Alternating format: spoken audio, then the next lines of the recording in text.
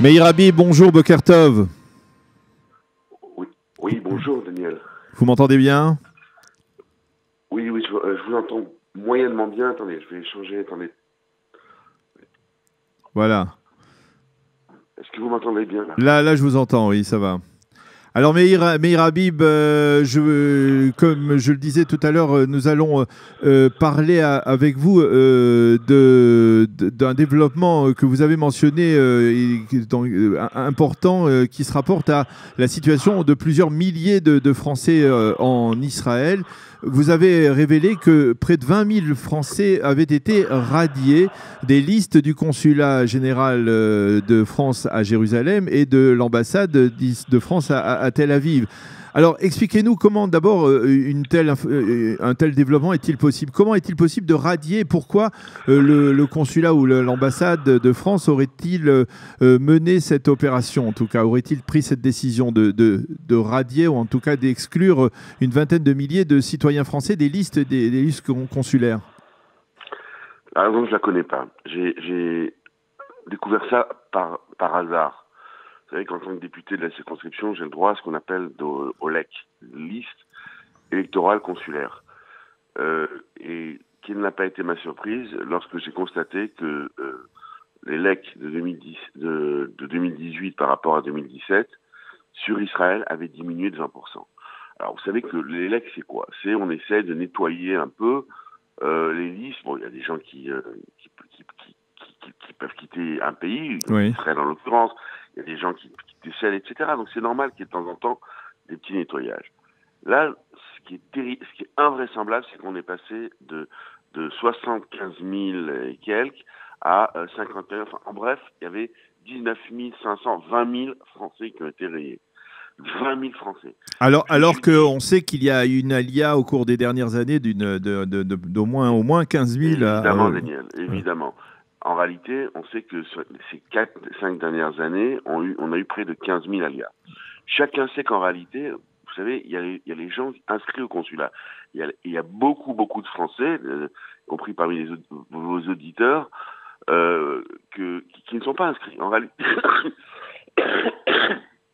on estime qu'il y a à peu près 50-50, c'est-à-dire il y a près de 75 000, 80 000 Français qui ne sont pas inscrits. Mhm. C'est pas exactement puisqu'ils ne sont pas inscrits. Mais vous voyez autour de vous, globalement, un Français sur deux n'est pas inscrit au consulat. Oui.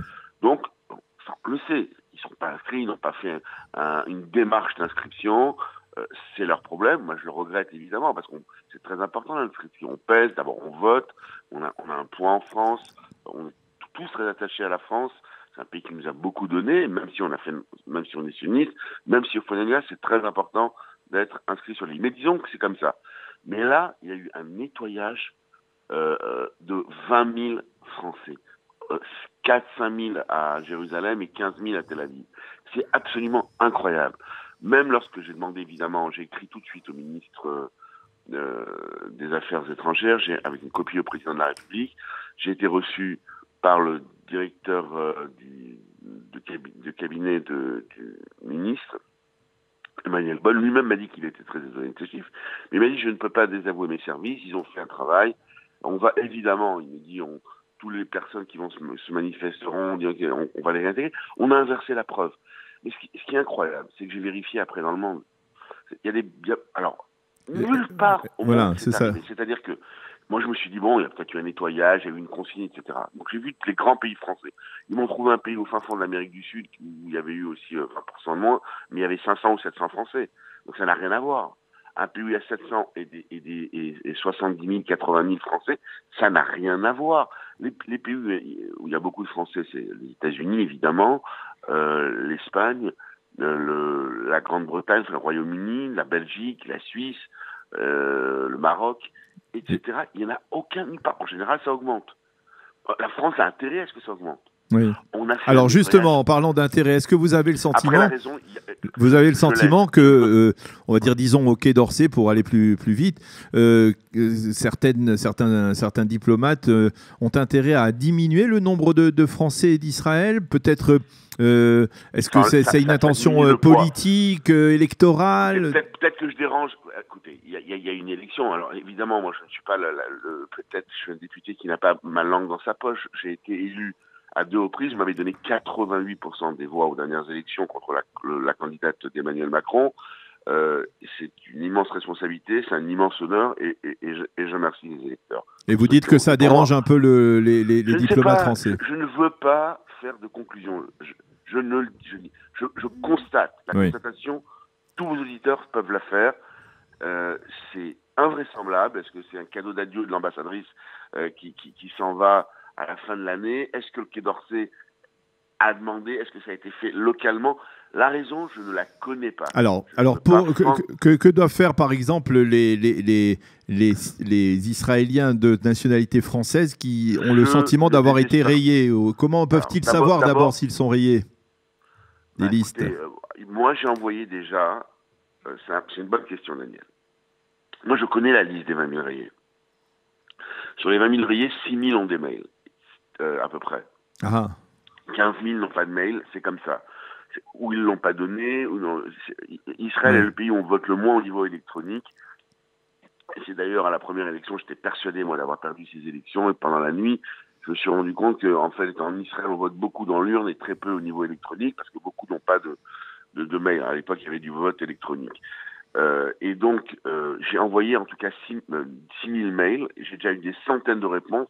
J'habite Israël, j'habite Israël, j'habite Israël, j'habite Israël. J'aurais demandé les gens qui ont reçu ce mail de m'envoyer simplement en retour j'habite Israël. Oui. Par un mail. Ils ont reçu un mail. J'ai dit, si vous recevez ce mail, c'est que vous avez été rayé. J'ai eu des centaines de réponses à ce stade. Mais évidemment, on inverse la preuve. Et encore une fois, ce que je dis, pourquoi, quand Israël, ils sont mal à l'aise. Au Quai d'Orsay et une ambassadrice, on se parle finalement très peu, mais je dis, je suis déçu, c'est incompréhensif, on a rayé 20 000 Français, alors que partout on essaie d'en rajouter. Et même la nouvelle consul m'a dit, on va faire une campagne pour inscrire. J'invite tous les Français d'Israël, y compris les 75 000 qui ne sont pas inscrits, à s'inscrire. C'est très important. Important, évidemment, pour un jour refaire son passeport, et c'est important parce qu'on reste attaché à la France, important pour la retraite, important pour les droits sociaux, important pour toutes ces choses de la vie qui font qu'on a un lien, même si on est venu en Israël ou ailleurs, avec le pays qui nous a vu naître ou vu vivre, même si on n'est pas d'accord évidemment avec, on parlera de l'invraisemblable peut-être prix qui voilà, justement. Alors si... justement, c'était ma prochaine question. On a bien compris donc le message que vous avez fait passer à ce sujet. Donc, c'est vraiment un message important. Entrer en contact avec vous pour essayer de vérifier qui a été radié. Moi, je voudrais terminer sur ce sujet. Oui. Je ne désespère pas. À ce stade, on m'a pas dit oui, mais on m'a pas dit non, de réintégrer au moins dans un premier temps les 20 000 dans un bloc, puis après de faire un vrai nettoyage. Pas le scandale qu'on a eu on a rayé arbitrairement des 20 000 Français, et surtout que ça a été le seul endroit au monde où ça a été fait. Et surtout, comme vous l'avez dit, qu'on a eu 15 000 alias, comme vous le savez, et ben, s'il y avait eu 1000, 2000 de moins, j'aurais rien dit, etc. Là, c'est un véritable scandale. Alors, l'autre sujet sur lequel nous voulions parler avec vous, c'est ce qui s'est passé hier au ministère français de la Justice, ce prix des droits de l'homme qui a été attribué à 2 ONG, la première israélienne B'Tselem, une ONG d'extrême gauche, et la seconde El Hak, qui est une ONG palestinienne. Quelle est votre réaction après une telle décision et comment expliquez-vous ce genre de décision prise par Édouard Philippe, si je ne m'abuse dans le cas précis? Je ne sais pas qui a pris cette décision, je ne sais pas si c'est Édouard Philippe, je sais que c'est la France qui l'a prise, et je suis écœuré. El Hak est dirigé par un membre du FPLP.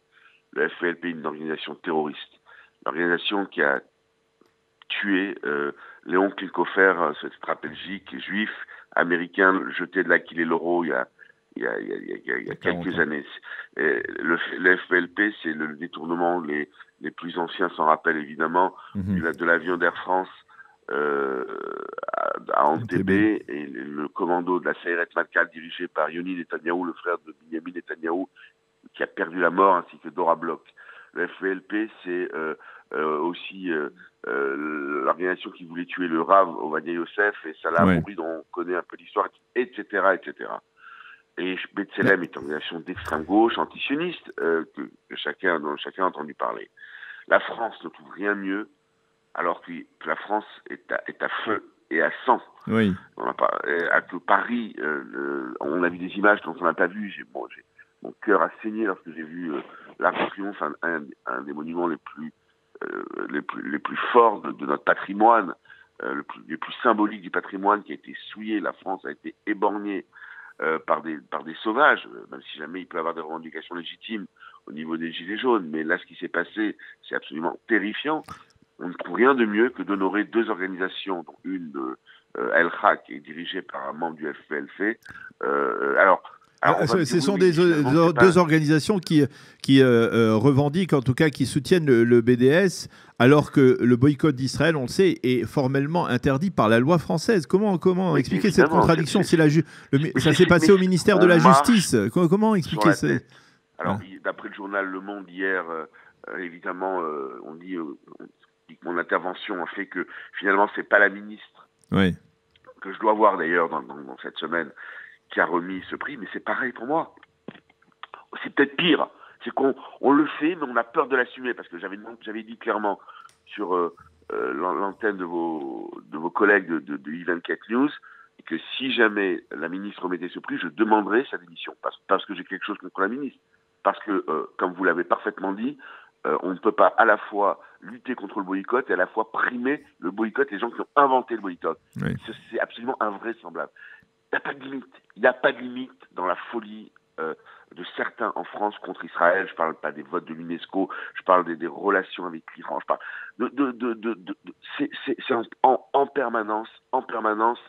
Il y a sans arrêt des actes inamicaux qui surviennent, la condamnation systématique d'Israël, la demande du blocus. Alors, il y a un tweet hier, alors que la France, que notre pays s'occupe de la sécurité chez nous avant d'essayer de s'occuper de la sécurité d'Israël. Et on sait que c'est pas exactement les mêmes ennemis.